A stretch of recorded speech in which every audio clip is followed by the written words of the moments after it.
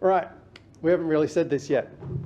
As you know, we have a 30-minute trading period, and if we're going to have dispatch prices set roughly every 5 minutes, but not settle on those prices, we have to find a way to translate those dispatch prices into a single 30-minute trading price. So we discussed this in the consultation paper, and we considered extending the analysis in the consultation last year. We considered essentially 4 ways of doing it. And what I've done is just translate the text into this table to try and compare them visually in one go. So the 5 criteria we talked about is the ability to capture the effect of price extremes. So in a sense of all values within a statistical distribution. So for something like electricity pricing, very high prices or very low prices matter, and the final price based on some kind of averaging process should take them into account. Slightly related, well, fairly closely related, sorry. All dispatch prices should have an effect on the final price. The dispatch price indicates the conditions on the system at the time it was issued, the costs and the value of electricity generation and consumption, so it should have an effect on the final price. Given that we do not have, like for example the Australian National Energy Market does, set 5-minute dispatch periods, again they can vary in time. There could in theory just be the one for a trading period. The final price needs to take account of how long any given dispatch price persists. And we also want to take account of behaviour, essentially price response, within the period. We want our final price to take account of behaviour within the trading period.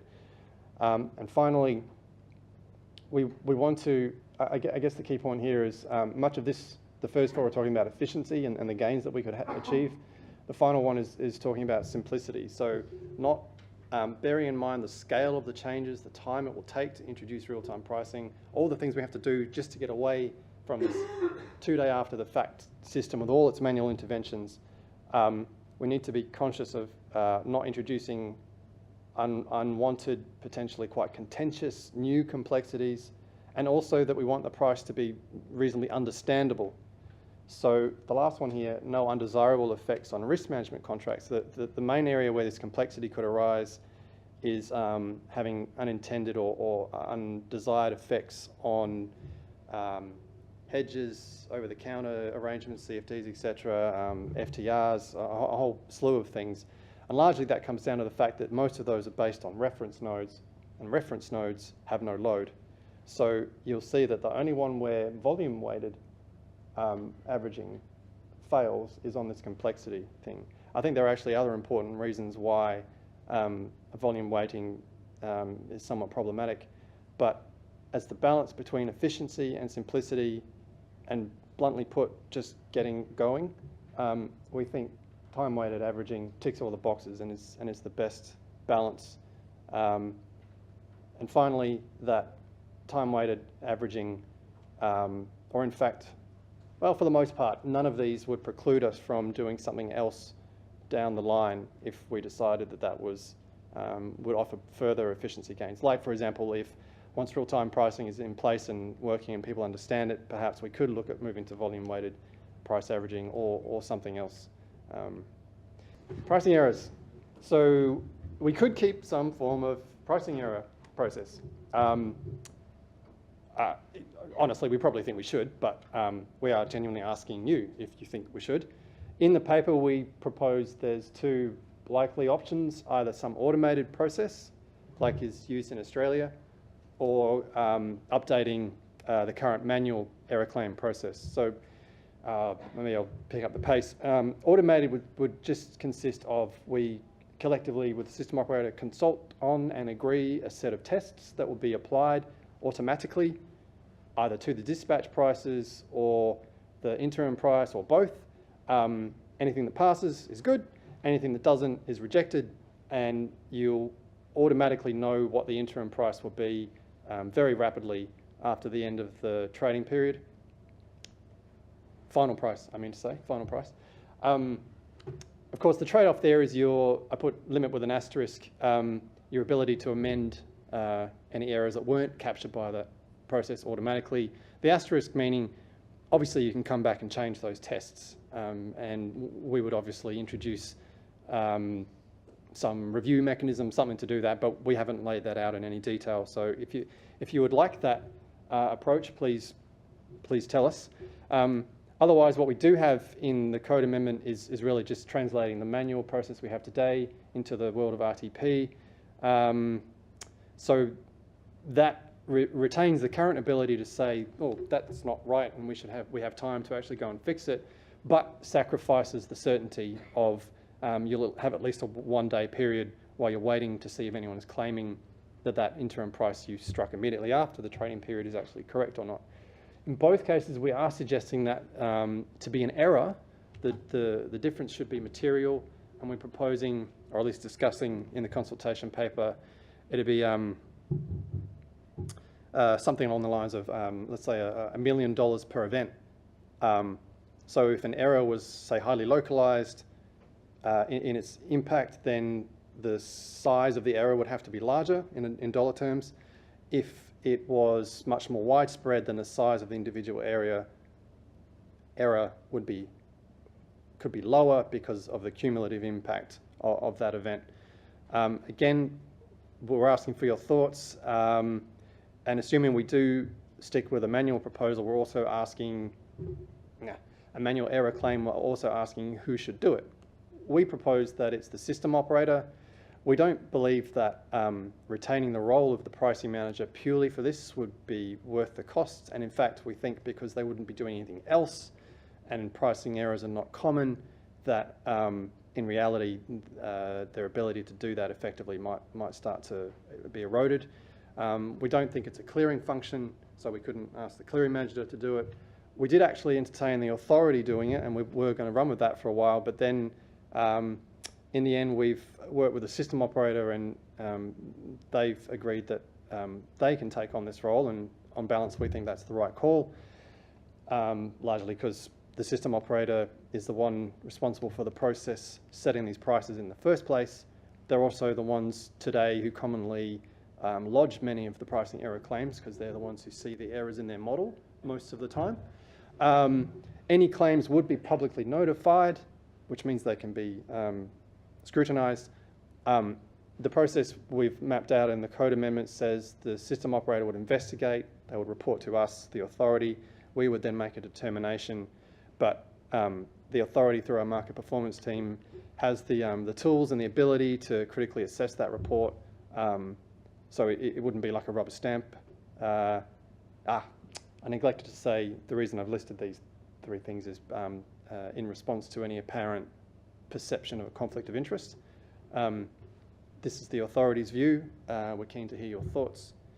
Any questions, or can I keep going? Saying no. This is one of the enhancements. We're proposing to allow reoffering and rebidding within the trading period under the strict limits that exist today. So briefly, you can actually do this today, but no, sorry, that's not quite right. You can't do this today, but you can change. It's a long day. If something happens, say a physical bona fide reason, and you need to change your output or something along those lines, you have to contact the system operator, and the coordinator will handle that manually. They'll put in a constraint into the dispatch schedule.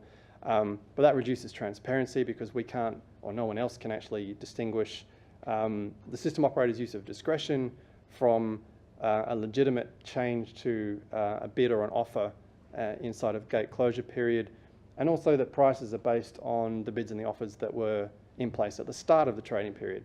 So along with the general principles behind real-time pricing, we want those offers and bids to reflect the most accurate information. Simply put, we can't see any reason why you shouldn't be allowed to change your bid and offer for the same reasons that you're allowed to change them today, but simply we want to update the mechanism so that that can be done automatically, electronically, by actually changing your bid and offer values. So the limits would be the same as they are today. You're only allowed to do this under when formal notices are in effect. Essentially, that will be a grid emergency notice, or if there is a bona fide physical reason. This rebidding would be one option, and we think probably the most likely option for addressing that need for dispatch light and also for dispatchable demand to be able to advise that they, for whatever reason, can't comply with that notification or that instruction.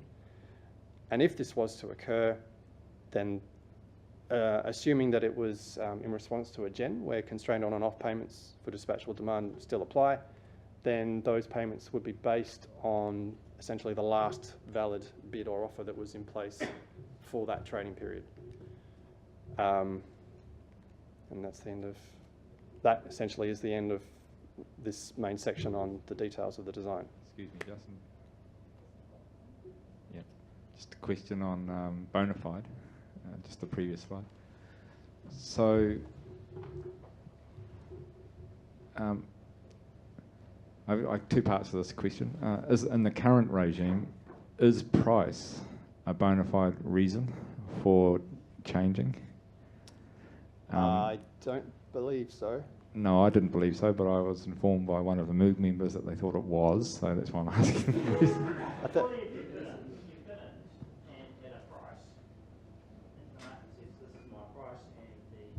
price goes above your bid price, then that's a bona fide reason, because all you're doing is actually following the bid that you've put into the market. are you saying for dispatchable demand though? No, this is just for any one. Well, there's 10 tranches which have a price associated with it. So you can, when you're bidding in, and you're actually complying with your bid price. To be clear, in terms of bids, this only applies to dispatchable bids.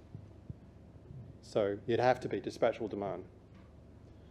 And following your dispatch instruction, you know, that's what you're expected to do. You know, but I don't think bona fide comes into it. You just do it. That's compliance, following your dispatch. Yeah, everybody's right. So here's the real answer. And as Justin was pointing out, the distinction is the dispatched or non-dispatched. Because if you're non-dispatched, there is no actual particular bid compliance, and if you were assessed, there's no dispatch against which to assess compliance. And if prices have exceeded your bids, and the compliance function looked at your behaviour, they would expect you to see exactly what you're doing. But there's no need to bona fide for the current trading period because you're doing what you said. So the goal would be, and a lot of the recent discussion has been around trying to find out what people are going to do. And when you think back to Dispatch Lite, it's got kinks, but you know, coming at it another way, discussion has been about accuracy of forecast prices and price discovery and what have you. And so a solution's thrown out there around trying to address that problem. So in that whole low participation space, whatever ideas you have around getting more signalling from the demand side, you know, there's a problem, there's a potential solution. We can't just kick the potential solution. You know, it's almost like the walk off, here's the whistle, do you want to do a better job of refereeing, you know? So we're looking for solutions in that space because there's a challenge there around unsignalled response and the efficiencies that come off the back of it or don't.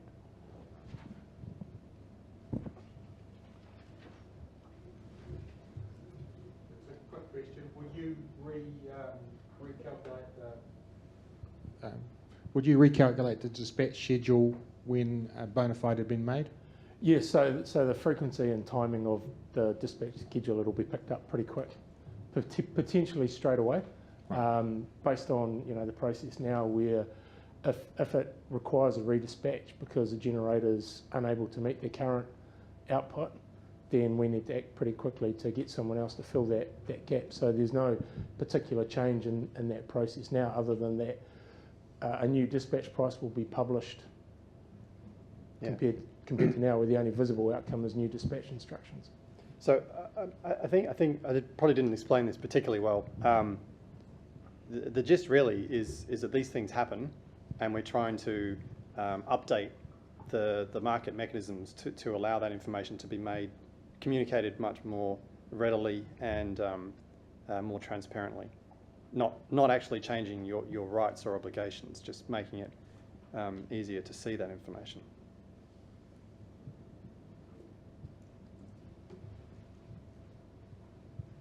Danny Garrett from Inanock. Will this include cessation of bona fides within the current trading period? Yes. Yeah. There's no obvious reason why Yeah, I think so. it wouldn't, Yeah. because people, within 24 hours you can bona fide a back in, if you like. So there's no particular reason why you would exclude the comeback if you've allowed the going out in the first place. One thing, we haven't got it on the slides, but in the paper we've highlighted that we're aware that this could potentially be an avenue for gaming and strategic withholding. So these things would be monitored, and we would be looking for any evidence that people were. Was that what you were thinking when you asked that question, or? I was just thinking because with the current arrangement you can't do a cessation bona fide within the current trading period, so having the ability to do that, but I obviously was aware of gaming abilities with being able to do it. But Yeah. Okay. Technically, with the current code, you can't bona fide it out in the current trading period. So you can only bona fide it for future trading periods. So they're equivalent now, and as Justin was saying, the anomaly is that obviously if you can't do what you've already said you're going to do in the current trading period, that's proxied by Transpower making an adjustment on your behalf, and all we're seeking to do is to make that an adjustment that you yourself do. Yep.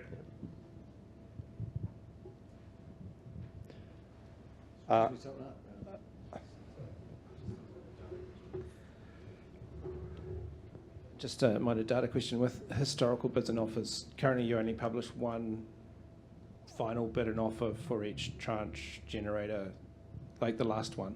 This potentially you could have 3 or 4 that were valid within the trading period, but you only publish the last one. Have you thought about how you might make that information available? Actually, I think I could. Okay. Well, I could be wrong, but I think all bids and offers are published now. So not just the last one. Yeah, on EMI. Yeah, I could be proven wrong, but I'm pretty sure that's the case. Ramu's nodding, and so Ramu knows. Cool.